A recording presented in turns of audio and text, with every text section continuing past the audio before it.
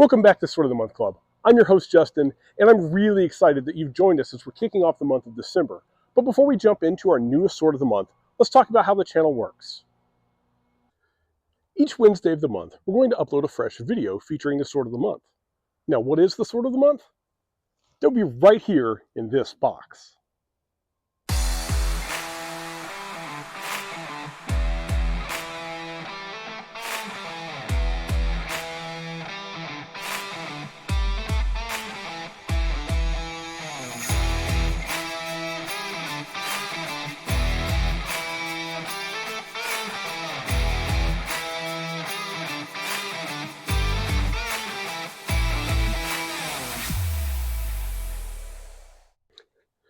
In the following 2 weeks, we'll be documenting our experience using the Sword of the Month, and on the fourth Wednesday of the month, we'll give our full and complete review and rank the sword within the Sword of the Month collection.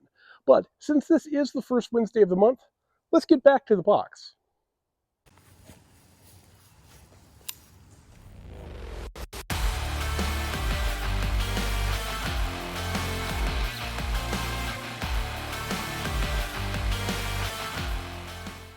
This month's blade is the Doragonsouru handmade clay-tempered T10 katana from Romance of Men, which was graciously provided to us for our review.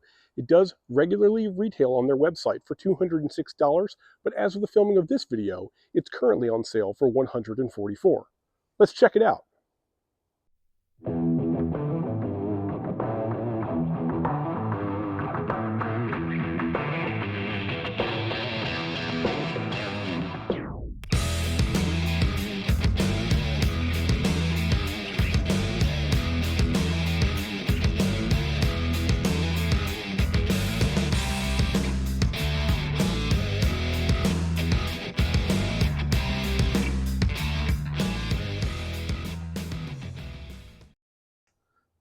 Now, before we get into the finer details of this katana, I feel it's important to apologize in advance for what is certain to be a long series of mispronunciation on my part, because I have little doubt that my pronunciation has gotten any better since November.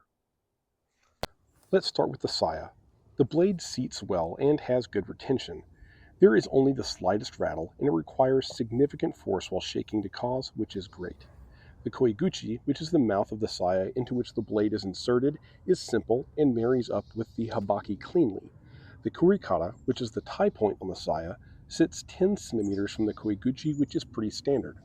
There are shitodome present, which have a brass color to them, which is maybe an odd choice given that all of the suka hardware that you can see while the sword is sheathed are silver colored.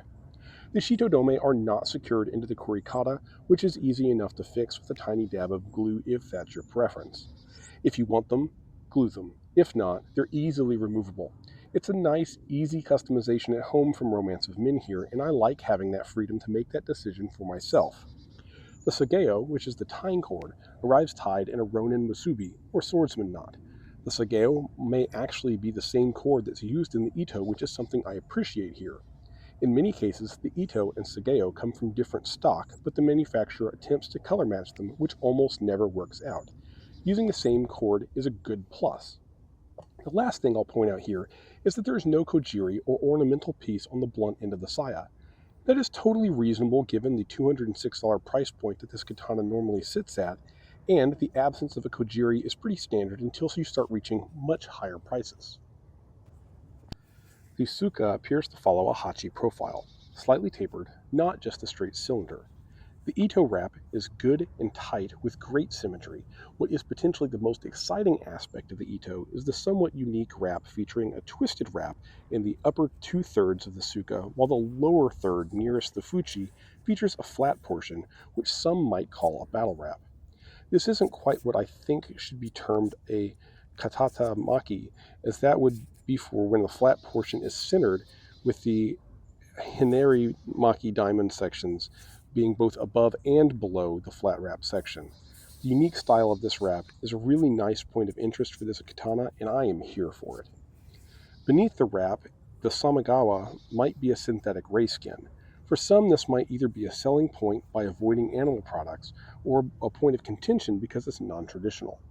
In my experience, there hasn't been a significant enough performance difference between a katana with synthetic ray skin to warrant a major discussion. However, this may matter greatly to some folks.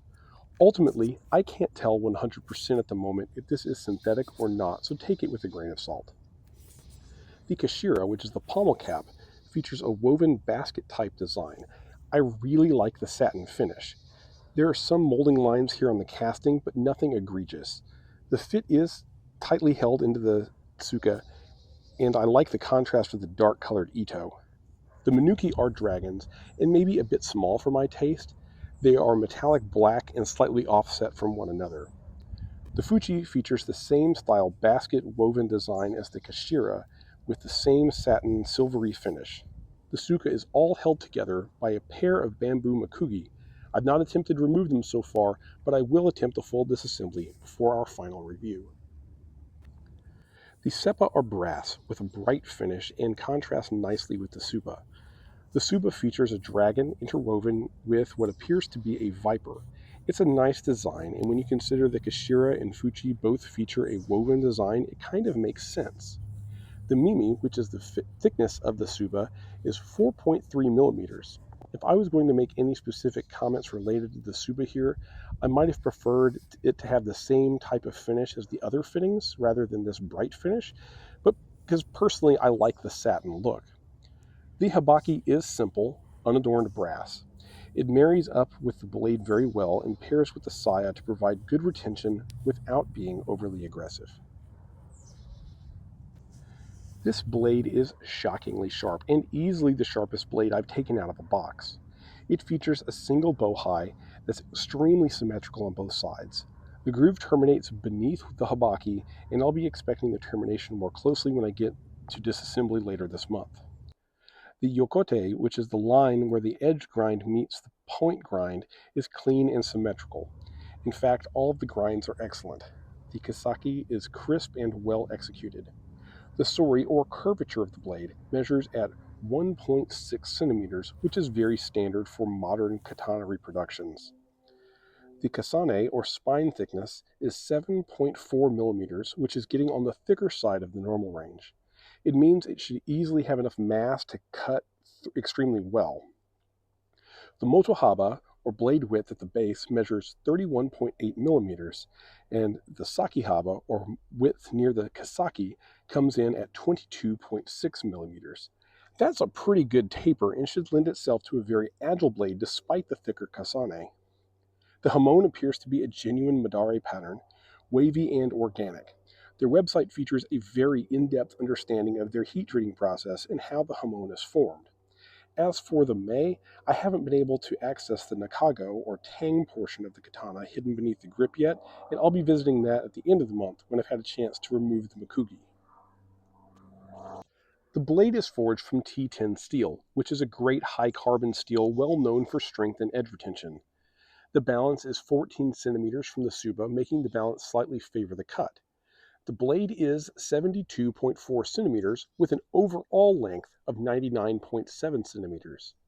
The weight is 965 grams, with the saya adding an additional 220 grams, bringing the total combined weight up to 1,162 grams.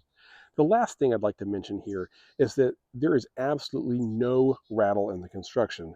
The double makugi construction and tight ito make it an extremely solid and overall built to last sword for a long time. We're extremely excited to get this katana into immediate action. This is our first sword that we've had the pleasure to cover whose name hasn't been a word salad of incomprehensible strings of letters and numbers, and that's really exciting. Doragonsouru is a wonderful and very fitting name for this katana with its dragon-themed suba, given that the English translation is Dragon Soul. However, per tradition here on Sword of the Month Club, we will continue to assign each one of our swords a working code name, as it makes it easier for us to reference internally, easier to talk about on camera, and gives the blade a bit of personality. And with that in mind, allow me to introduce to you Dragon Soul, the Doragonsouru handmade, clay-tempered T10 katana from Romance of Men. We at Sword of the Month Club are diving immediately to work in putting Dragon Soul through its paces, and if that sounds exciting to you, I hope that you're going to stab those like and subscribe buttons and stay sharp out there.